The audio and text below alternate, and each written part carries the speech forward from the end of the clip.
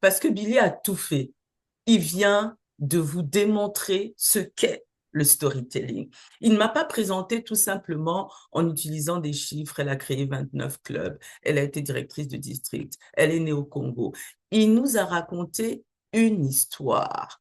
Et c'est cela le storytelling. Transformer nos communications en histoire pour que ce soit plus attrayant, pour que ce soit plus accessible. Et il a réussi à me faire sourire ce matin. C'est-à-dire, dès qu'il a commencé, moi, j'étais déjà, mon tempérament a complètement changé. Merci, Billy, pour cette très belle histoire qui introduit si bien le thème que nous allons aborder ce matin, cet après-midi de storytelling. Je vais, cher Toastmaster, partager une présentation juste pour que vous ayez quelques images à l'écran au lieu de m'avoir moi. Donc, je partage ma présentation.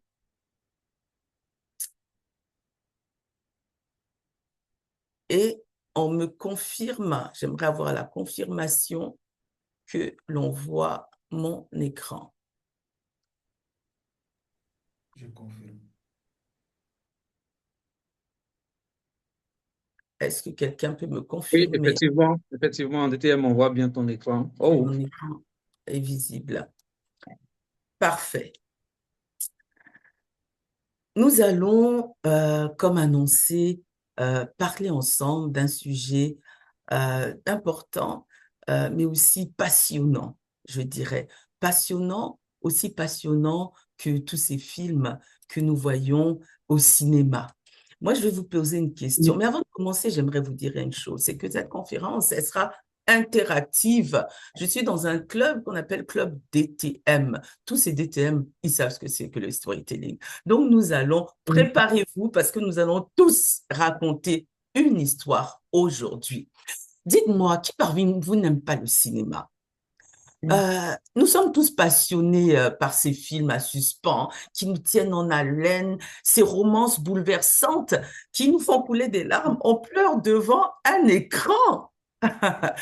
On pleure, oui, devant un écran. On sait que ce ne sont que des histoires.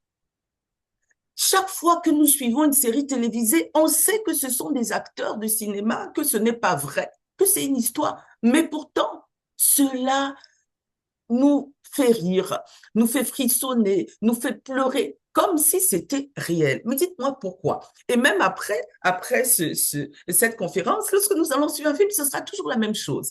Ces histoires réussissent à faire ressortir nos émotions, parce que les films utilisent ce pouvoir extraordinaire, celui du storytelling. Ils racontent des histoires, ce qui réveille en nous des émotions profondes. Ça nous fait rêver, ça nous fait voyager, ça nous fait imaginer. Et c'est exactement ce dont nous avons besoin en tant que communicateurs.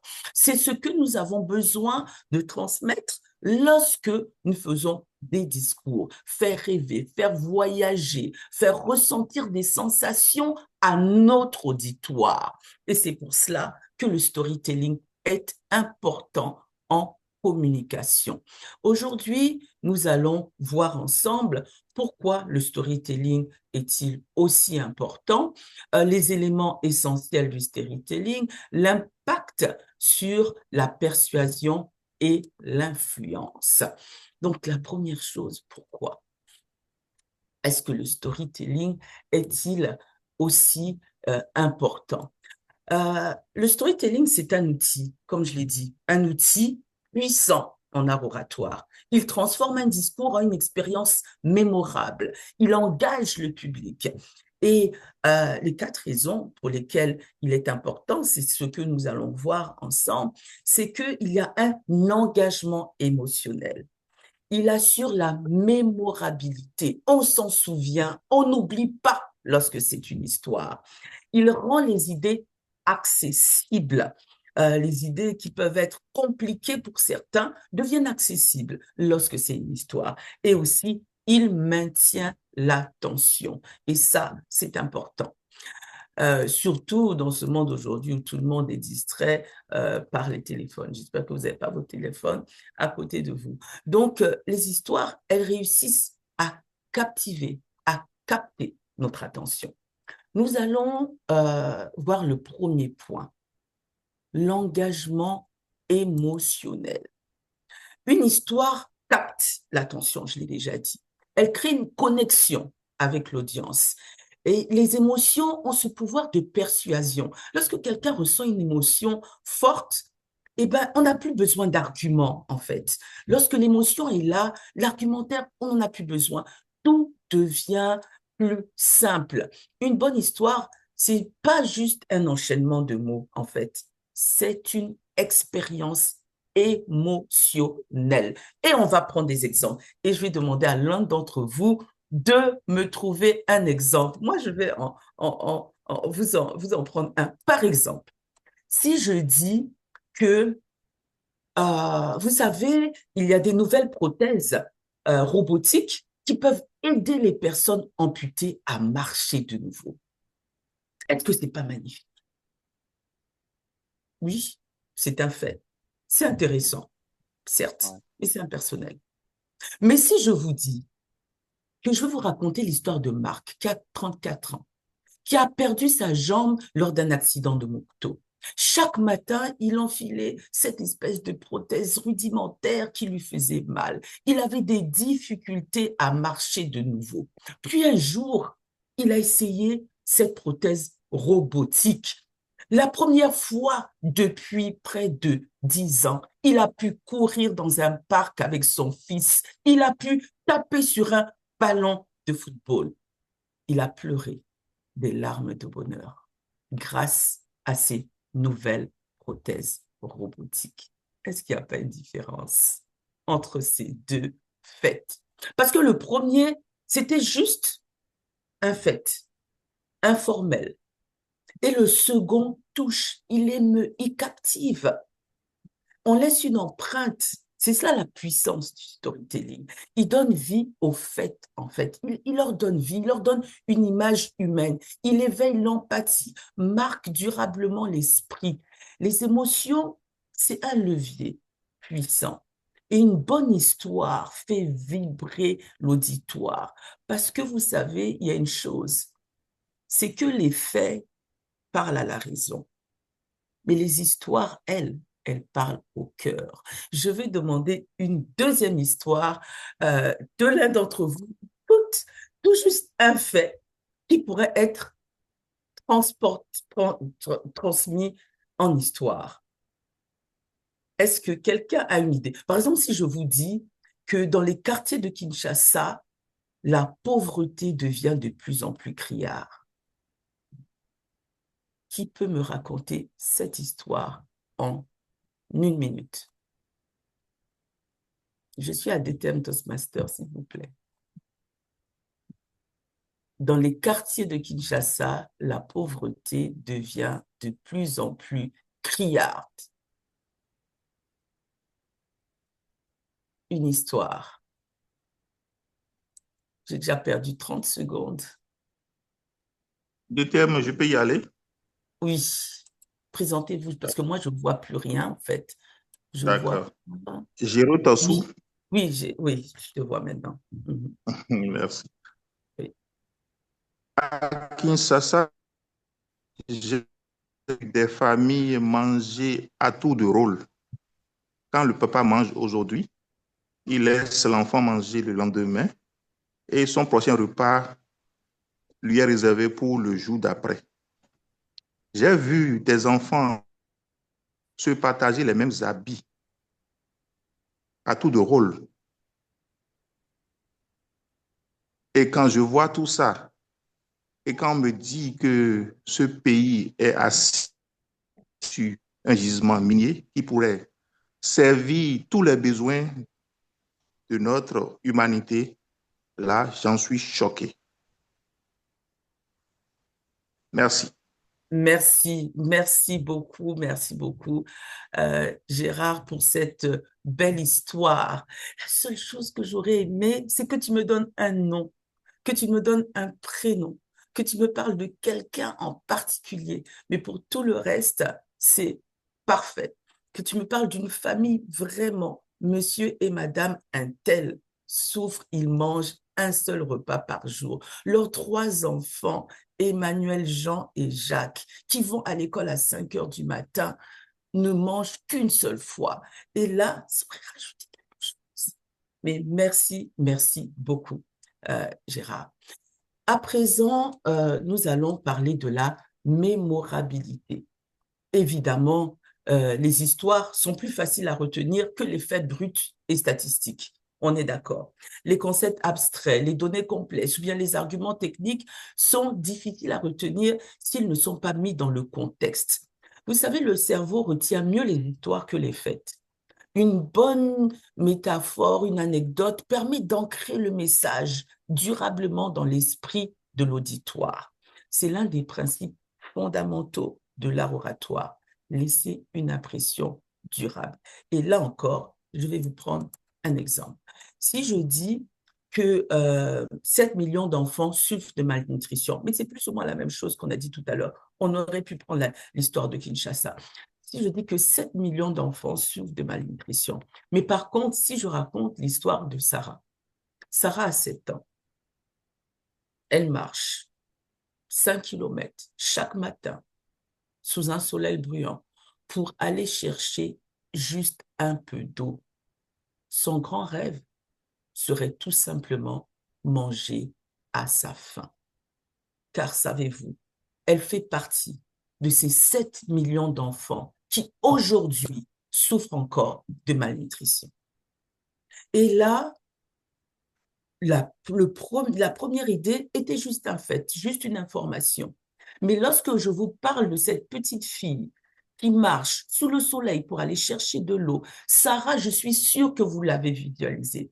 Je suis sûre que vous lui avez donné un visage. Je suis sûre que vous l'avez vue marcher sous le soleil, aller chercher de l'eau alors qu'elle doit aller à l'école. Elle fait partie de ces enfants, des 7 millions qui souffrent de malnutrition. Et je suis persuadée qu'après cela, vous allez peut-être faire quelque chose pour les enfants malnutris. Et c'est cela la force de storytelling, parce que ça vous permet de garder l'histoire, la mémorabilité. Ça marque plus que les chiffres. Ensuite, rapidement, ça crée du sens, ça rend les idées accessibles. Là, vraiment, on est d'accord, n'est-ce pas?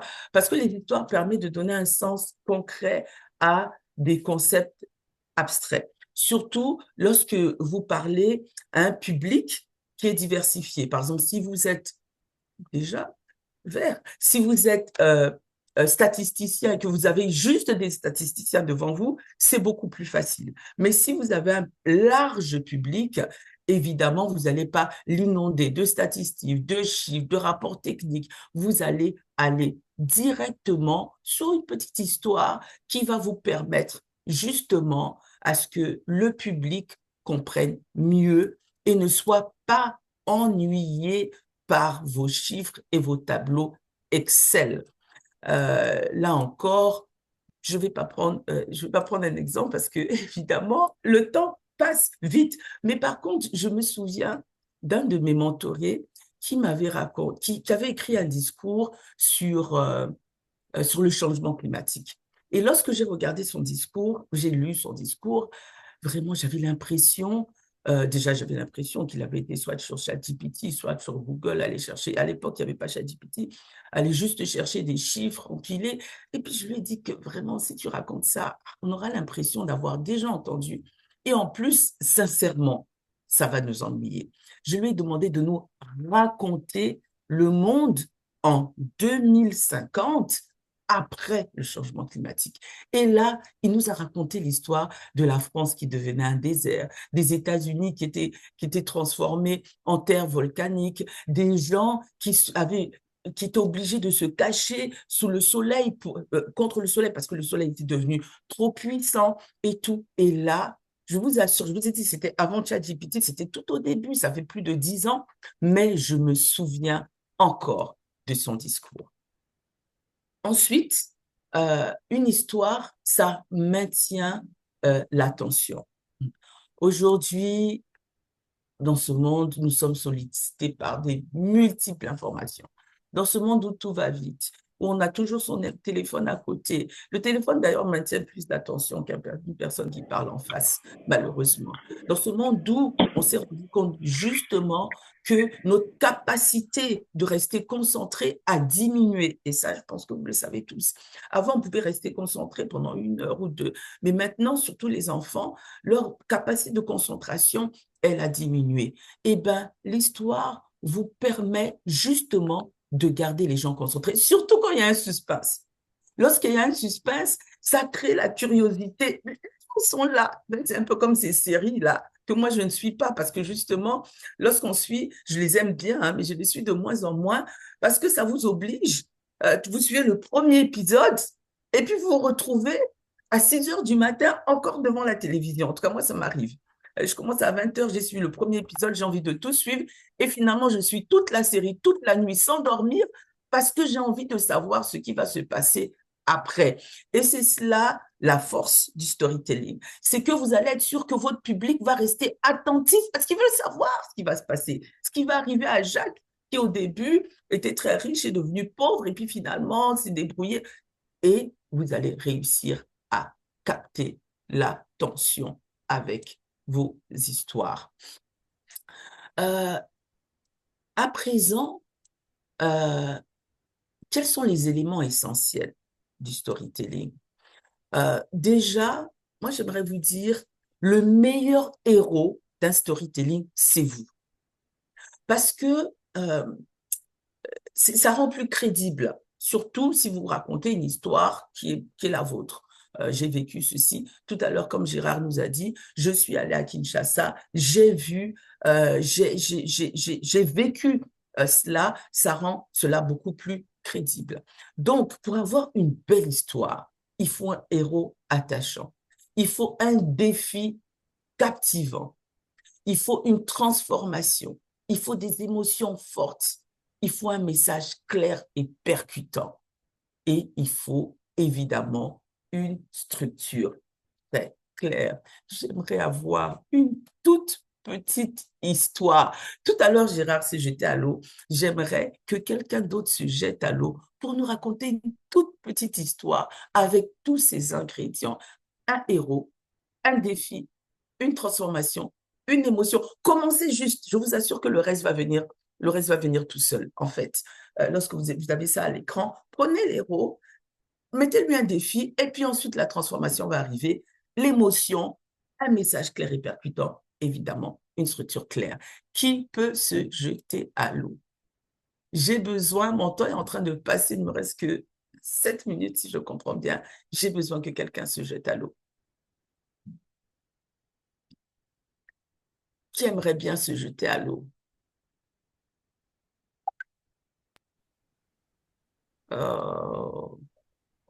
Moi, Cher deuxième. Oui, oui, Emmanuel. Emmanuel Aoutou, merci GTM pour cette brillante et grande attention. En 2020, ma fille aînée, Emmanuela, est revenue chez le médecin et m'a dit, Papa, je viens de rencontrer le médecin et il me dit que soit je fais un enfant maintenant, mais cela demande une intervention parce que je souffre d'un fibrome. Mais l'intervention traditionnelle qui constitue à faire intervention chirurgicale risque de m'enlever toute chance d'avoir des enfants et qu'il faut faire ce qu'on appelle une embolisation de fibrome utérin. C'est une opération qui devait coûter dans l'ordre de 4 millions de francs CFA. Et je n'avais pas cette somme parce qu'il y avait un crédit qui courait auprès de mon banquier. Je me suis dit, c'est l'heure du sacrifice. Il fallait vendre le véhicule que j'avais et c'est ce que j'ai fait. Je suis allé voir mon directeur. J'ai vendu ce véhicule pour pouvoir faire cette intervention et j'ai repris le bus pendant 3 mois. Cela m'a permis de comprendre combien certaines situations nous amènent à faire des sacrifices. Les vécus, je pouvais en avoir, et c'est ce qui s'est passé. Mais aujourd'hui, je suis le grand-père d'une petite fille du nom de Kaina. Wow. Merci d'être. Merci beaucoup, Emmanuel, pour cette belle histoire si touchante. Merci énormément. Donc, voyez-vous, comme on a dit, un héros. Le bon héros, il est imparfait, il est vulnérable, il est humain. Tout à l'heure, on a eu un héros, c'était Emmanuel. Et c'est l'audience peut s'identifier à lui, parce qu'on peut tous s'identifier à Emmanuel. Quelque chose peut nous arriver demain, il faudra faire un sacrifice. Ensuite, on a un défi. Et là, c'est un obstacle qui arrive. Et là, il nous a parlé du défi. Une opération à faire, un coût excessif. Et là aussi, on peut s'identifier à ce genre de défi. Une transformation, une évolution. Une histoire, ça montre un avant et un après. Et ça montre l'héros qui a traversé les épreuves.